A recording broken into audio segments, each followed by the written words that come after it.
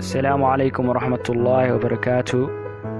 عشركان maanta waxaan idinku soo gudbinayaa sida aad applicationada mobilkaaga ku jiro aad laba ugu dhigi lahayd. Tusaale ahaan imogaaga laba ka dhigi kartaa Fiber, WhatsApp, Messenger, Twitter, Instagram, ay shay application walba aad mobilkaaga ku soo shubtay waxaad ka dhigi kartaa laba.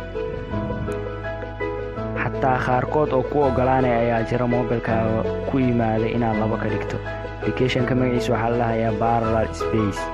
waxaan ka raadinaynaa Play Store-ka ayaa laga helayaa.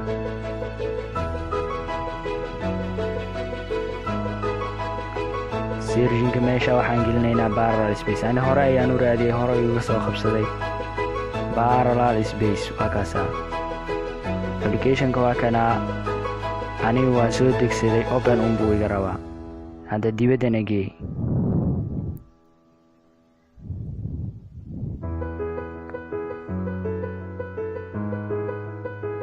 applicationka waa kana Parallel Space.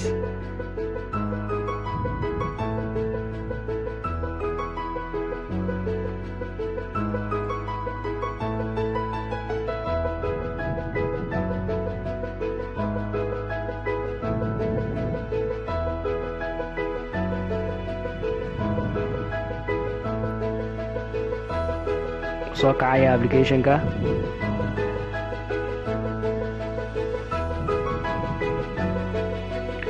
soo kacay meesha aad kaga soo darsanayso applicationka aad laba ka dhigtid aad rabtid add app ayaad dhahaysaa.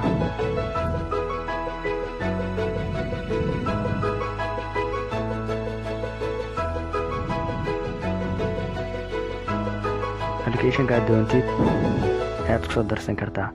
hadda aniga horey ayaan u soo bixiyey imo ayaan rabaa hadda inaan laba ka dhigo. waa kana dhab ayaa siinaysaa create shortcut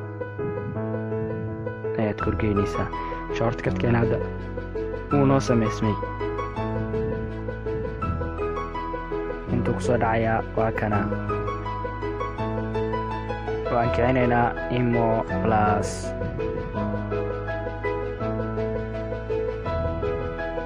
starting imo soo kacayaa.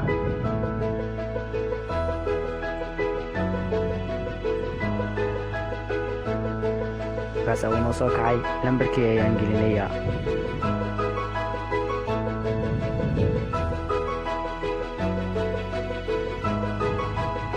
okay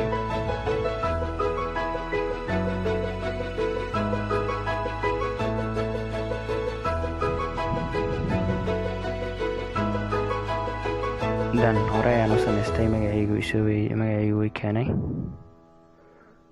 haddana dan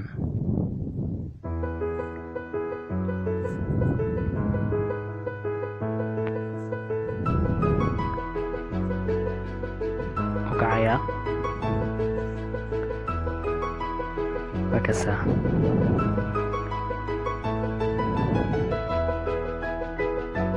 hadda waxaan isticmaalayaa laba imo. aan idin tuso. mid waa kana, midka kalena waa kana.